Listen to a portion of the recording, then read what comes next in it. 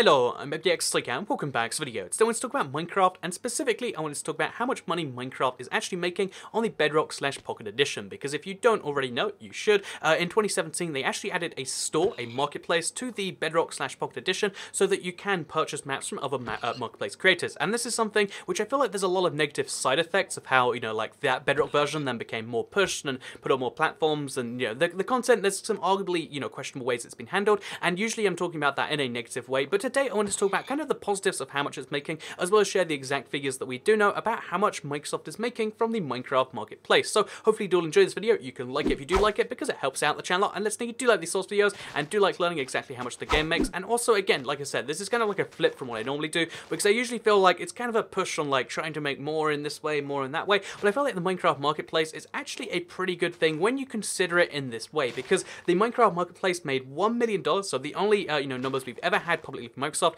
was in September of last year. Most people missed it, and I didn't see it from anyone, but in September of last year, they announced that the Minecraft fans had made more than $1 million selling in-game items through the official marketplace. And you might think, well, they said 1 million when it first happened, but that's not too indicative of today. Well, essentially what that tells us is that in the first 3 months that the Minecraft marketplace did exist, it had $1 million in sales. And this means, therefore, because the lion's share, they said, so slightly more than half of the money actually goes towards the creators, so somewhere north of $500,000 was made by creators, which is really cool. They can support their living. That's a lot for half a, like a 3 months period. And then obviously Microsoft made somewhere just less than $500,000 too. So yeah, why is this such a big deal? Why am I bringing this up? Like, it's nice to know that Minecraft's making a lot of money, but what does this actually mean for the game? Well, I feel like it's something I really wanted to bring up because, again, every single time we're talking about microtransactions, it's usually a bad thing in games, and I feel like the way they put a new edition with the microtransactions on the Xbox was not necessarily a good thing, and I feel like for a lot of Pocket Edition players, it turned the game into this Minecoin madness. Again, there's a lot of bad things about how they handled the store, but the principle in itself is a really cool concept, because what this means is that in 3 months, and that's bear in mind the least busy 3 months, because it's when it was first introduced, there was less payment options, there were, it was on less platforms and less sales overall. Basically, the fact that they made $500,000 in those, or just under $500,000 in those first 3 months kind of signifies that going forward, they're probably making, at least $500,000, or they're probably making like closer to $1 million themselves in the, further 3 months, and making that in a quarter means that over a year, that's making somewhere, right now it'd be just under 2 million, and obviously in the future it could go up to 2 point something, or like, just over 3 or just over 4. And the reason that's actually a good news for players is a really weird one, because you might think, wait, there's microtransactions in Minecraft and they're making a lot of money. How are you arguing this is a good thing when you've always been against the idea of like, oh yeah, they're doing all these things to try and make Minecraft console players pay more, or like trying to update games to make the game better or worse? Well, I feel like that's actually a good thing if you care about the long-term future of Minecraft, because again, what you got to bear in mind is games nowadays are called like games as service, or like they exist in perpetuity. Like Minecraft was one of the first games to just keep on updating and keep on coming out, but the truth is lots of games had a similar concept over the last few years in particular. Think about the Destiny series, think about, even GTA, like any major series seems to be going towards this direction of release one game, then update the game and have microtransactions in there. Overwatch is the same, any Blizzard game really is the same concept, and this is just the dominant way of making games to this day. In fact, it's so prominent that like when a new game comes out, I think Anthem is coming out soon, it's just like, oh yeah, so how are they going to be monetizing that game? Because every single online game seems to have some way of, making people pay for some form of something, and usually a lot of games go towards the loot box model, or towards that, but the truth is that in Minecraft, the model they've used for the continual support for the game, because again, right now it's supported off the sales, primarily I'd imagine, but the model they're using so that they can support it in the future is just Minecraft Store Marketplace. And when you compare it to other games, and when you compare it to the fact that, it's entirely optional, and you're never going to need anything in the store, at least when that changes, there's going to be an upgrade, and I can't imagine it'll go well, but right now it's entirely optional. If you are, if you have young children, I imagine there's lots of downsides of like, wait a minute, they're making all that money, lots of that has to be unintentional, and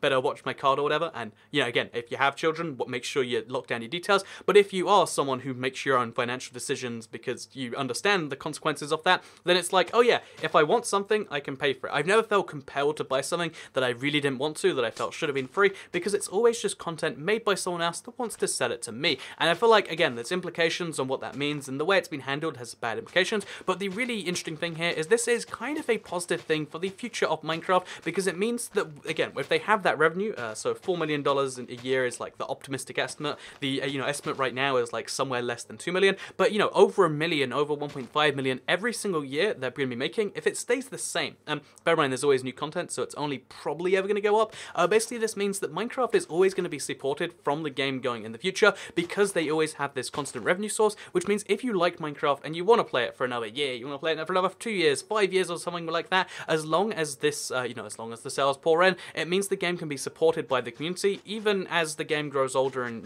goes longer and longer, which is, honestly, in my opinion, kind of a cool thing, because, again, every other game does it in microtransactions and ways that just make you feel bad to make you give them money. I hate it so much, every other game's model, but in comparison, even though I hate that they put it in a game which already existed, they put it in a particular edition, which, again, you can entirely ignore. If you're on Xbox, you can just play the old version. Now you can play the PC, the Java edition, but by putting it in the special edition, the one with the most players, it means the game can continually have this, amount of money that allows them to keep on developing it, which in my opinion has to be a good thing. So again, that's why I wanted to share today's video, because again, lots of the videos I make are kind of mentioning how, like, oh, they're handling this awfully to try and get people onto that edition so they might buy something. A lot of the decisions around it had some questionable impacts, but now that we've seen a lot of that go away, we've just seen, now that we see the number of sales it makes, it honestly seems like kind of a good thing, because having the secondary source of revenue for the game, which, by the way, it almost forces them to update it as well, because as long as they're making enough money to update the game, it means that if they stop updating it, they'll make less money in sales and stuff. And yeah, as long as they keep the model the same as it is going forwards, it's a really good way to continually fund the development of the game. It also allows, like, entrepreneurs to somehow, make money too, because